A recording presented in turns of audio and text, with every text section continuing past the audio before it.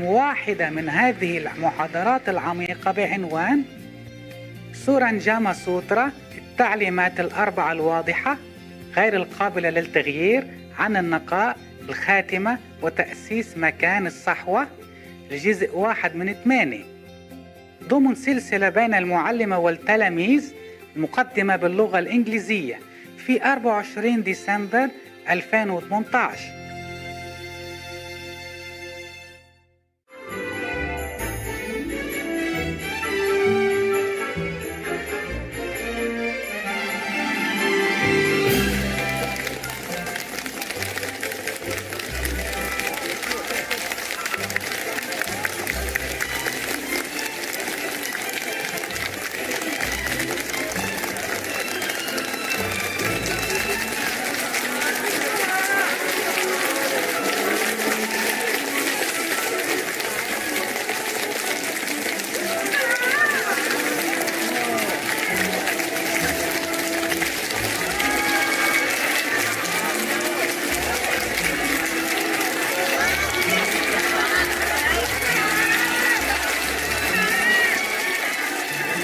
Hello there. I should have a hat, right? I have one somewhere. I thought tomorrow is Christmas Day, no? Why you wear hat already tonight? I have no idea. I was going to wear, but I thought we save it for tomorrow. Tomorrow I wear it to make up, okay, huh? Make up for today. How are you? Yeah. 大家好。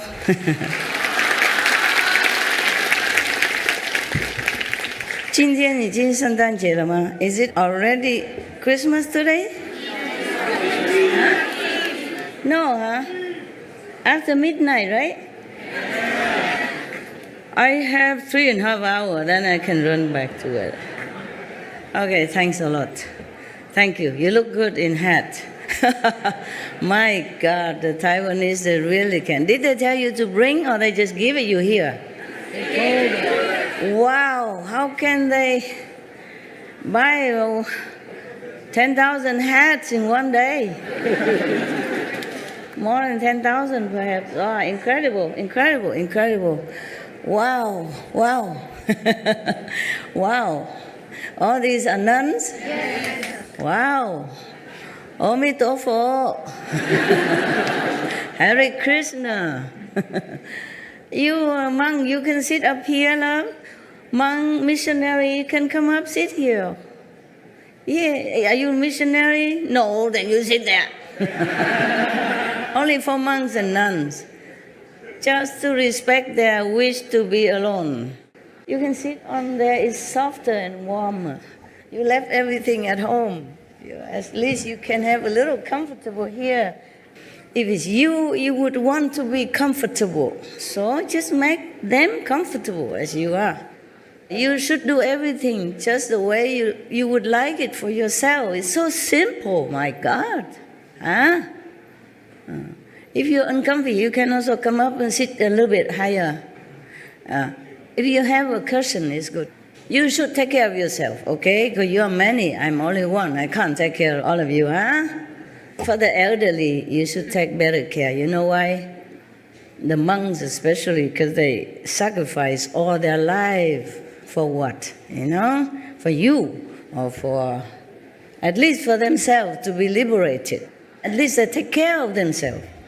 The elder monks and nuns, they have spent all their lives in asceticism already, okay? The one who really want to practice, want to follow the Buddha, or want to follow Krishna, or want to follow Mahavira, whomever these masters are, they really want to follow this ideal. So in all their life, they already endure a lot to reach God. Whether they have reached or not, but they have done their best, you know, everything they've done according to the ideal, okay?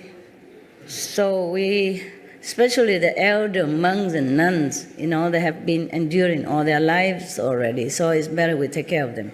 When we were younger, we're invincible, yeah?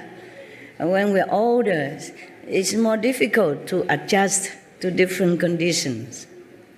I keep telling you all the time. Yesterday I wanted to tell you something, and I tell you now before I forgot. I just say something, remember, like in the white magic, because you were talking about trees.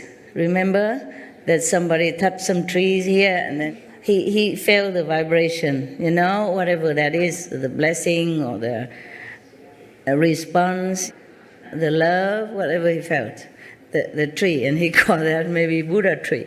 Yeah, all the trees are Buddha's tree, or magic trees. If you have respect for them, they respond, and they help you also. Yes, I remember some other people come and talk to the trees and all that, and have a wishing come true, their wish come true, and stuff like that.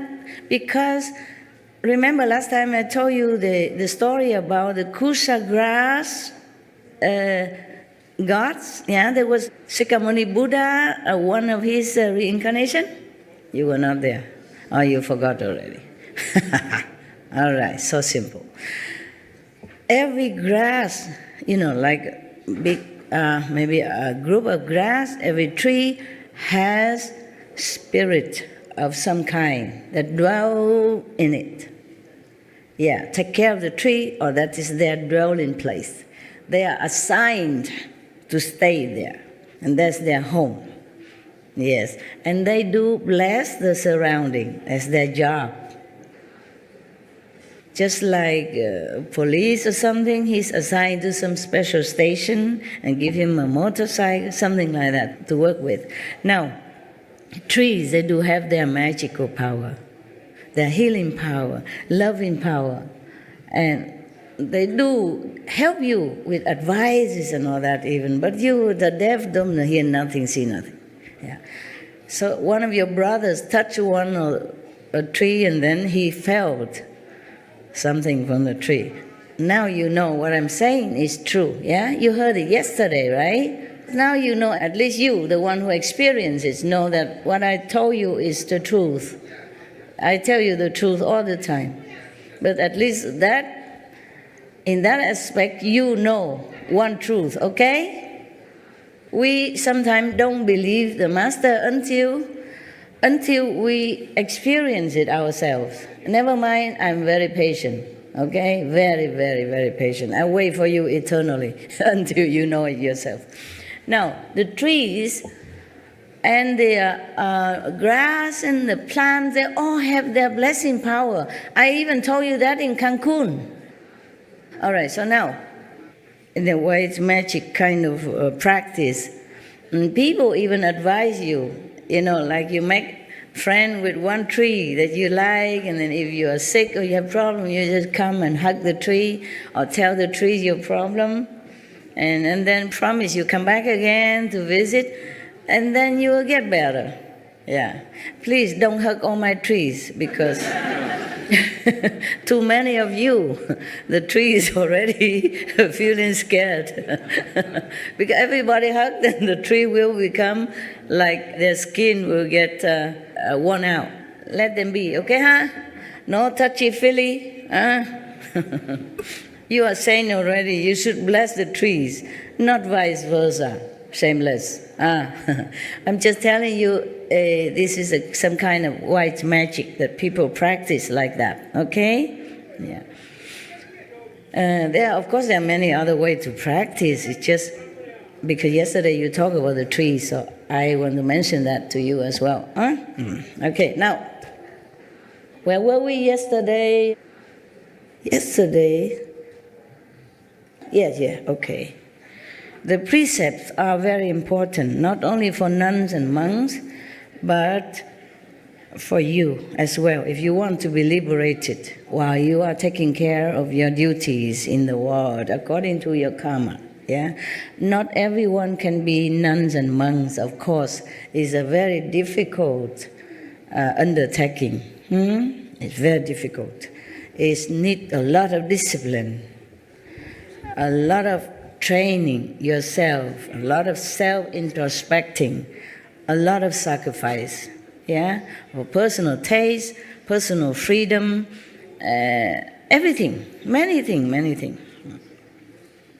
Yesterday, when I given you some cookies or crackers, I say if you're hungry at night, maybe you shouldn't eat a lot, but you can eat a little bit of this to calm your stomach. I was talking to the nuns and the monks, and then one of you said, I'm hungry, master, hungry, master. You always hungry when you see my cakes or my so-called blessed food. I was talking to the monks and nuns, because the monks and nuns sometimes they don't eat in the evening. So I thought, okay, in case it's cold here and your time change, and if you're really hungry, eat some little bit of this exception. I was talking to these people, not you. Because you can always go kitchen anytime, after midnight, before midnight, and then take something to eat. The monks and nuns, they don't do that. Maybe because they don't eat in the evening. Maybe because they keep the dignity. I was worried, the monks and nuns, because of time change from their country here, and maybe here midnight is there, midday over there, or before midday. So if they're hungry, they could eat a little bit to calm themselves. And then they meditate to erase that, whatever's supposed to have, if karma. So yesterday, the Buddha have pleaded with the Bodhisattva and Ananda and all these people, saying that you should use your power of transformation and appear to the world in the form of people, in the form of lay person, minister, kings, virgin youth, maidens, and so forth, even prostitutes, widows, profligates, thieves, butchers, or dealers in contraband, and doing the same job like they are doing, in order to lead them to the righteous place, the teaching of the saints. But these people, like the Bodhisattva or the monks, even though they appear thus to work the same as other people, lowlier people or unenlightened people, but they should never say of themselves, like, I am truly a Bodhisattva, or I am truly an Arhat, or let the Buddha's secret cause leak out by speaking casually to those who have not yet studied. What does that mean? Meaning, suppose you already initiated, you have all the instruction given to you how to meditate, and recite the 5 names and what to do, etc., etc. You should never tell that to other people who are not yet acquainted with the teaching and who not even know what the 5 names meditation. Of course, as I told you at the time of initiation, you keep all that to yourself. Same here. Otherwise, if it's not, then why the Buddha say that? Because it is true that the initiation should not be told to the people who are not acquainted to the teaching, or who are not aspiring to become one of the meditators or the truth seeker and those. Just like Jesus say, do not give pearl to the swine. The pearl, the precious pearl, is likened to the teaching of God, of the initiation, precious teaching. We should not just go out and just say anything about that when they're not ready. Then the Buddha continued, how can people who made such claims other than at the end of their lives, and then only to those who inherit the teaching, be doing anything but deluding and confusing living beings and indulging in a gross false claim? So Buddha warned us that we should never do that. Maybe at the end of their lives, and then only to those who are already in the path, who inherited the teaching. That's what the Buddha meant. Those who already know the path, already know the initiation process. And then maybe at the end of your life, if you are really a Bodhisattva or a saint manifested, then you say, I am so-and-so.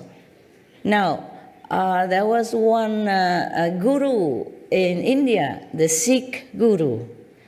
I don't remember the third or the fifth, one of the 10, one of the 10 Sikh gurus. He was very old already, 70-something. But he has been, he know nothing about practice of meditation until one day he met one of his acquaintance or family members was reciting something, some of the teaching. And then he overheard it and he asked her, "What is that that you are reciting?" So his acquaintance tell him, "Oh, this is a teaching of Guru so-and-so, one of the Sikh guru before." And then he said, "What is a guru?" She said, "You don't know guru? You have no guru? Then don't come near me."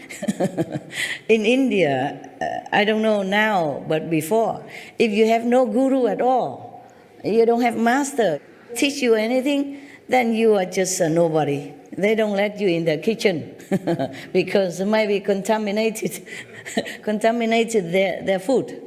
Even the shadow, your shadow, if you have no guru, no master who teach you, real master teach you anything, they don't let even your shadow fall into their food or in their house or their kitchen like that. They worry that your impurity, your karma, which have not been cleansed by the master power, by the initiation process, even your shadow will contaminate their energy of the houses or of the kitchen. The people who are not initiated never allow in the kitchen in any case. That bad. In Vietnam, we also say if somebody has no religion, no religious belief, they say, "Oh, you are the atheist, the non-believer." That means very bad. Kind of degrading, remark. Yeah, no respecting remark. Yes, because only the people who believe in karma, who believe in bad and good, that is trustworthy, according to the Vietnamese, tradition.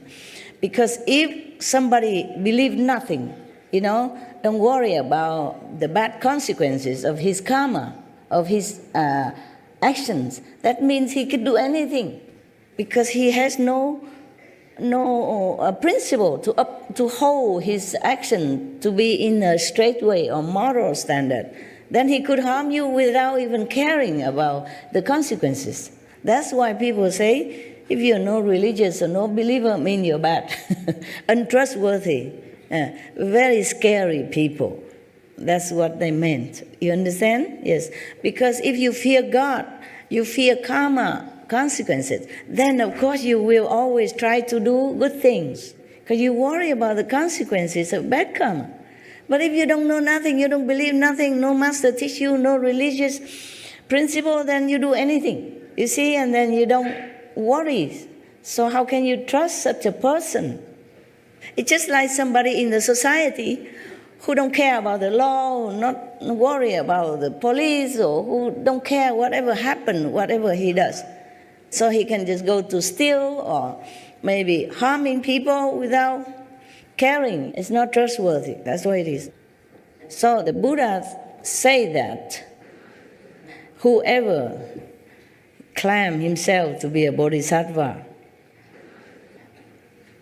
except at the end of their life, when they have to review themselves, if they really know they are bodhisattva, and they reveal themselves to those who are already in the path, then it's okay. If not, then they are just deluding themselves and others. And that's a very bad false claim, which is one of the greatest lies. Thus, when you teach people in the world to cultivate samadhi, they must also cease all lying. This is the fourth clear and unalterable instruction on purity given by the third come ones and the Buddhas and the world honored ones, forever, in the past and now. Therefore, Ananda, one who does not cut off lying is like a person who carves a piece of human excrement. Yesterday we told already, and hoping that it will smell like sandalwood. And already yesterday the Buddha said, if you lie, especially you lie about your spiritual attainment, then it's like a poor person who claimed to be the emperor, and then his head will be chopped off. Very dangerous. So you like cutting off your enlightenment possibility now and in the future if you tell lie. This is a problem. Some people, it's just habit to tell lie. They don't even realize they're telling lie. Or they just make some excuses, and then to tell it as if it's true. And they think their excuse is valid anyway. Even though they know it's just an excuse, it's not valid at all. They still say an excuse. And that is also lying. When you know it's not true, you just make up an excuse to cover up your action. Then it's no good.